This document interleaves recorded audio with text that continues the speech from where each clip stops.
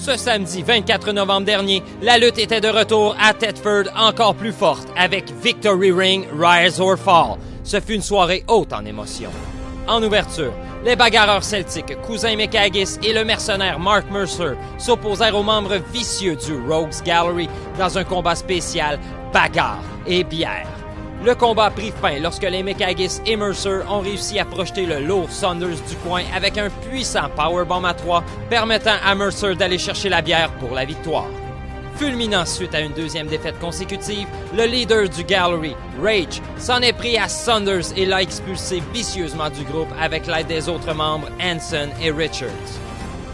Dans un match très compétitif pour le championnat Milo Commonwealth, le champion Kevin Briand et l'Espagnol La Pulga Victor en ont mis plein les yeux aux fans en assistance.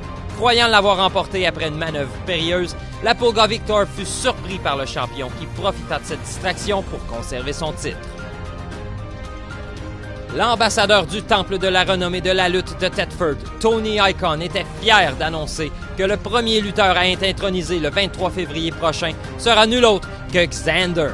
Le compétiteur local Jimmy Michaels, qui faisait son retour plus tard dans la soirée, s'est aussi présenté pour féliciter Xander. Pour Icon, cet événement était une histoire de famille. Le match prévu entre la super-héroïne Kira et l'intraitable Marie-Lee Rose fut de courte durée, finissant subitement après l'interférence de la ténébreuse Sally. Ce fut ensuite Flo Riley à la rescousse. Au lieu de laisser le combat finir en disqualification, l'administration de Victory Ring a rapidement décidé qu'un match par équipe entre les 4 belligérantes aurait lieu sur le champ. Ce combat se termina avec un super kick bien placé de Flo Riley au visage de Sally, apportant justice après l'attaque sournoise de cette dernière le 29 septembre dernier. L'équipe de Timeless, Jake et Tyler, avait un défi de taille contre le duo égocentrique et coloré de Team Tight, Caden Rose et Wes Dawson. Malgré la vitesse et la ténacité des jeunes lions, Team Tight l'emporta de façon décisive. Après 15 ans d'absence, Jimmy Michaels faisait son retour au ring avec nul autre que l'homme aux 1000 sourires, Pee-Wee, pour affronter les Los Casanovas, Carlos Gonzalez et Fernando de la Cruz. Cependant, ce ne fut pas le triomphe souhaité par Michaels, qui s'est fait surprendre par Gonzalez pour le tomber, donnant la victoire aux Casanovas. Avec Michaels visiblement ébranlé par la défaite, Pee-Wee a encouragé la foule à lui donner une ovation bien méritée. Ce fut un Alex North très agressif qui remporta son combat contre le corsaire du ring, le capitaine Pez. L'attaque vicieuse de North envers le capitaine ainsi que son fidèle matelot avant même que la cloche ait sonné aurait certainement contribué à sa victoire. Ce geste de l'ancien champion, jugé déloyal par plusieurs fans présents, sera certainement révisé par l'administration de Victory Ring.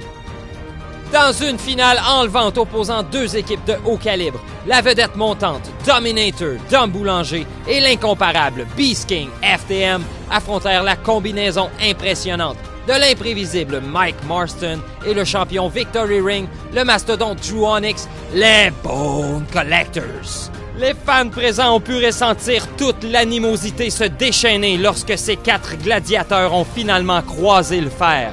Les Bone Collectors semblaient bien en contrôle, mais Dominator Dom Boulanger était déterminé. Et le Beast King, lui, motivé par la vengeance après l'intervention de Marston qui lui coûta le championnat lors d'Overdrive le 29 septembre dernier, allant même jusqu'à refuser de tenter le tomber sur Onyx pour punir Marston davantage.